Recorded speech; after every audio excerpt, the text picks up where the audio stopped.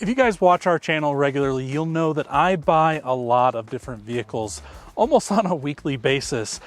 And this car is not really something you would normally picture me buying, but I have something in mind that I'm going to do a little bit different from what I normally do. Normally, I just buy cool, old, interesting vehicles that I like to drive around and enjoy before I move them on to somebody else.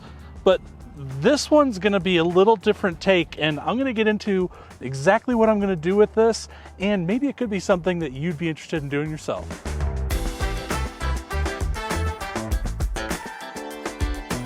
I'm going to get more into detail as to my exact plan with this a little bit later, but first, I just want to give you a little overview of this car. Now, this is a 2015 Chevy Cruze, and yes, I know some of you, your eyes are glazing over, you're going to get bored talking about this car, but it's just a good, cheap, used car for you guys out there on the market. I mean, this is about as base model as it gets. It's got regular old steel wheels with some plastic hub covers. It doesn't have cruise control. It's got standard cloth seats, no leather, no heated seats, nothing fancy going on the inside. This is really just very basic transportation. And it's only got about 128,000 miles showing on the odometer, which means this is kind of a lightly used car. And to be honest, I bought it and I put in some new tire pressure sensors, and well, that's all I've done to it other than clean it. It's just a good car, and there's not really much wrong with it. And that is why I think it is a good candidate for my next project.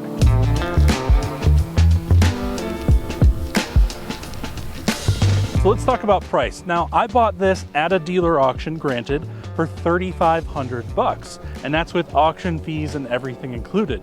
So most of you may think that's a really good deal, and quite frankly, it is a really good deal on this car.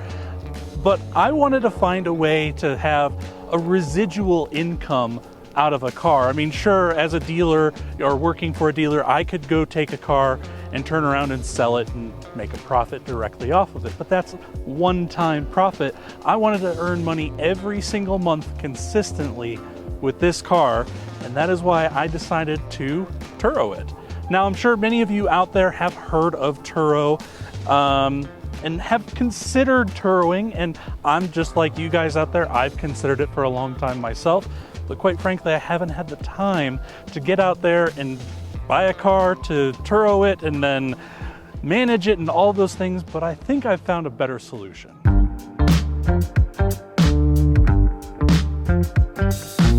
Okay, so obviously $3,500 wasn't my only expense. I also spent about $100 putting in all new tire pressure sensors in this thing, and then I spent about another $150 getting it fully detailed.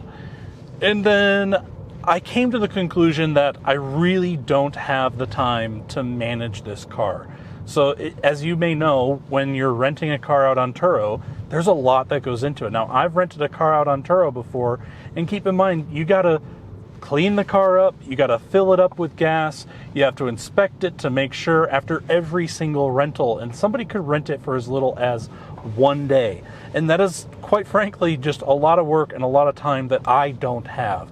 And so I actually found somebody here locally that manages a pretty large fleet in Denver that's going to manage this for me. Now, it doesn't come for free. I have to pay a $1,500 fee up front just to get started with them. But I've done my research. I mean, this is a pretty reputable person. They currently manage like over 70 cars, so they know what they're doing. Certainly a lot more than I would know what I'm doing.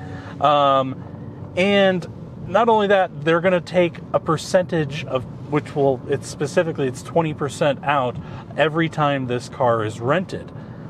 But from the comps that they've seen on a similar car that they have on their lot, they were able to pull in for another person about $500 to $600 a month after the fees. So it could theoretically earn me a residual income of that $500 to $600 a month. And well, that's pretty nice income, really, if you think about it. I mean, just buying a $3,500 car and paying out $1,500, you're talking about a $5,000 investment. And essentially, I would earn that back in maybe a year if you factor in insurance and a few additional costs. And then anything beyond that year, well, that's just pure profit. I essentially have a free car at that point that's earning me a residual income. So that is ultimately my hope with this. We'll see whether or not that will actually come true. Obviously, everything is all dependent upon the market and how the car does and if I don't have any problems with it. And there's a lot of factors that go into whether this is going to be successful or not. But I have high hopes. So I started with this car simply because it is very low risk for me. I mean, $3,500 was not a huge investment when it comes to a Turo car. Most people are spending a heck of a lot more than that on a Turo car to rent out. I mean, you're talking, you have to have a car that's at least 2012 and under 130,000 miles. So finding something in this price bracket that fits the minimum requirements for Turo was actually pretty darn challenging. This was by far the cheapest option I had. Now, is this an ideal car for Colorado? Absolutely not. I mean, this is a two-wheel drive, little economy car that doesn't even have cruise control. So this is going to be for someone that's purely just renting because it's going to be one of the cheapest cars available on Turo. And so my hope is that by volume, it'll rent a lot. But ultimately, if this works out, I'd like to get something a little bit nicer for Turo. You know, give somebody maybe a cool 4x4 or, you know, a truck or a van. That's something that's a little more useful than this car. But I really wanted to test out the theory to see if it's even possible first before making that much of an investment.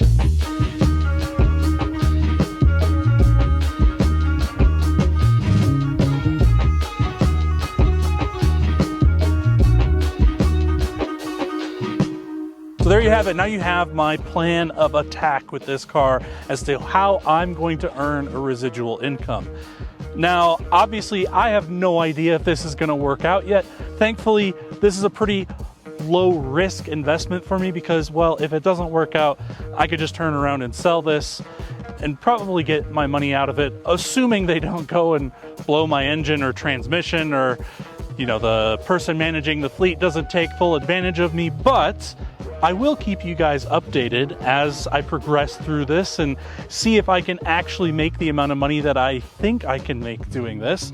And well, if it works out to be something fairly successful, I mean, maybe I could buy a second or a third Turo car and have a nice residual income coming in with very little investment. Either way, thank you guys so much for watching. I hope you found this helpful to you, and maybe you can use this information to help yourself go earn some money on Turo, or maybe you think I'm stupid and I'm gonna lose my butt on this thing. Either way, take care, guys.